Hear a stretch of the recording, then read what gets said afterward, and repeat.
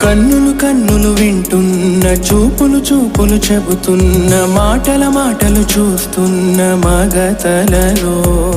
ఎవరికెవ్వరు సావాసం ఎక్కడికక్కడ ప్రయాణం ఎప్పటికప్పుడు ఎదురయ్యే మలుపులలో చదివేశాడేమో నా కలలో ఉంటాడే నీడై రేబవలు